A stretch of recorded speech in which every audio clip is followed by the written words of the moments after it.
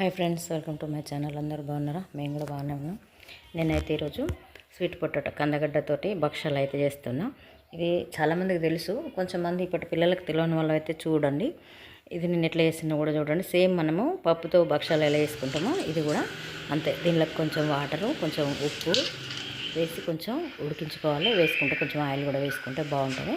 ఇది ఉడికే అంత లోపు దీనిలోకి అయితే నేను అరకిలో ఈ కందగడ్డలు ఎంత అంటే అరకిలోలో పావు కిలో మైదాపిండి, పావు కిలో గోధుమ పిండి అయితే తీసుకొని నేను కొంచెం ఉప్పు వేసి ఈ పిండి అనేది మంచిగా మనం చపాతీ పిండి కన్నా మెత్తగా పిసుక్కొని ఒక 15 నుంచి 20 నిమిషాలు, ఇది ఎంతసేపు ఎక్కువ నానితే అంతసేపు మనకు ఈ భక్షప్పాలు అనేటివి మంచిగా సాగి పలసగా వస్తాయి. ఇలాంటి ఈ కందగడ్డతోని భక్షాలు ఎందరు తిన్నారు, ఎందరికి తెలుసు? తెలిసిన వాళ్ళు మాకు ఒక కామెంట్ బాక్స్లో కామెంట్ చేయండి. అలాగే మేము చేసింది ఎట్లా ఉందో కూడా మాకు ఒకసారి కామెంట్ బాక్స్లో కామెంట్ చేయండి. ఈ వీడియో నచ్చినట్టయితే ఒక లైక్ చేయండి. లైక్ చేయడం మాత్రం మర్చిపోకండి. చూస్తుండ్రు కానీ ఈ వీడియోకి అయితే లైక్ అనేది చేయట్లేదు, ప్లీజ్. అలాగే కొత్త వాళ్ళు అయితే సబ్స్క్రైబ్ చేసుకోండి.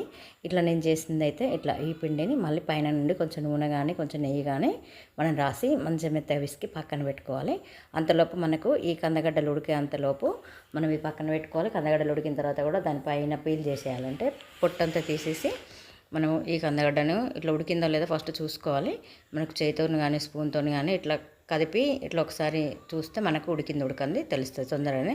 మనకు ఆలుగడ్డలు అయితే ఎలా ఉడికిపోతాయి, ఇవి కూడా అంత తొందరనే ఉడికిపోతాయి. పొట్టు తీసుకొని వీటిని అయితే స్మాష్ చేయాలి. ఇట్లా మెత్తగా చేసుకోవాలి. మనం వేరే మ్యాషర్ ఉంటే దాంతో కూడా చేసుకోవచ్చు. నేనైతే చేతితోనే ఇట్లా మొత్తము మ్యాష్ అంటే ముద్దగా చేసిన అంత ఒక దగ్గరికి దాన్ని పిసికేసిన అన్నట్టు చేసి పక్కన పెట్టుకోవాలి. పక్కన పెట్టుకున్న తర్వాత దీనికి ఇది అరకిలో కందగడ్డ కనుక నేను ఒక 250 గ్రాముల చక్కెర అయితే తీసుకున్నా.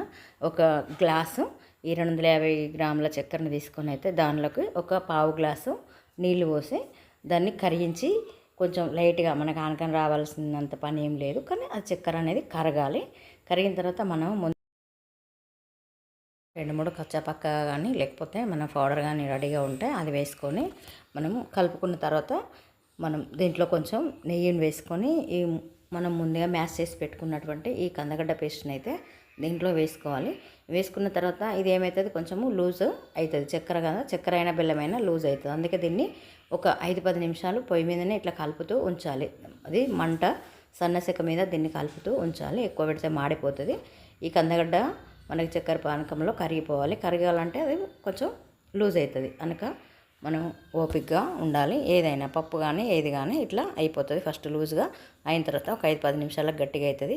మనము గట్టిగా అయిన తర్వాత ఈ పిండిని మనం చపాతీ పిండిలా కలిపి పెట్టుకున్నాం కదా, దీన్ని అయితే నేనైతే చేయి పైననే ఇట్లా పూరిలాగా ఒత్తేసుకుంటా. దీన్ని ఇక్కడ ఒల్లెలు చేయడం అంటారు.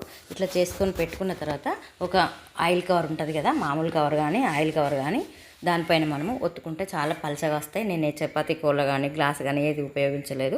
కొందరు అలా చేస్తారు కదా, కానీ దీంతో చేతితో ఒత్తుకొని చేసుకున్నటువంటి భక్షప్పాలే చాలా బాగా అనిపిస్తాయి నాకైతే. ఇట్లా దానిలో పూర్ణం పెట్టిన తర్వాత దీన్ని ఇట్లా పిండిని చేతితో ఈ 2 పెద్ద నెలలతో ఉంటాయి కదా, ఈ వేళ్ళతోని పైకి ఇట్లా అనుకుంటూ రావాలి.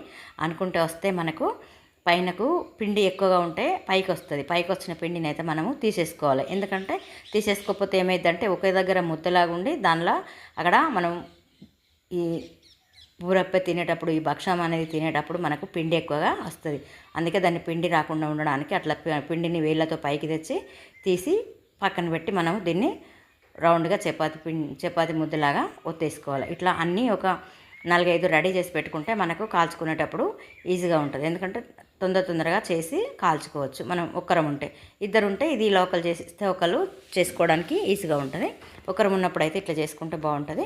దీనికి నూనె కవర్ కానీ మామూలు పాలిథిన్ కవర్ కానీ తీసుకొని ఇట్లా చేతితోనే నేనైతే పలసగా ఒత్తుకొని కాల్చుకున్నానండి. మనకి ఎన్ని కావాల్సినవి మనం ముద్దలులా ఫస్ట్ పక్కన చేసుకొని పెట్టుకొని మన టకటక వేసుకొని కాల్చుకుంటే తొందరగా పని అనేది అయిపోతుంది. ఒకరు ఉంటే ఇదే బెస్ట్ అండి. ఇద్దరు ఉంటే ఒకరు చేసిస్తే ఒకరు అలా చేయొచ్చు.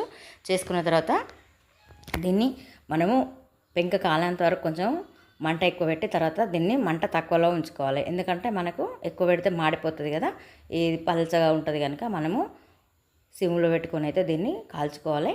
వేసిన తర్వాత దీనికి కొంచెం నూనె కానీ ఆయిల్ కానీ వేసుకుంటే చాలా బాగుంటుంది. ఎందుకంటే నేనైతే నెయ్యితోనే చేసుకున్నా, నూనె చేసుకోలేదు. నెయ్యితోనైతేనే భక్షాలు అన్నట్టు టేస్ట్గా ఉంటాయి. ఇంకా కొంతమంది అయితే ఇష్టంలా నెయ్యి అనేది అంచుకు పెట్టుకొని అంటే అద్దుకొని కూడా, నెయ్యిలో అద్దుకొని కూడా ఈ బూరెలు అనేటివి తింటారు.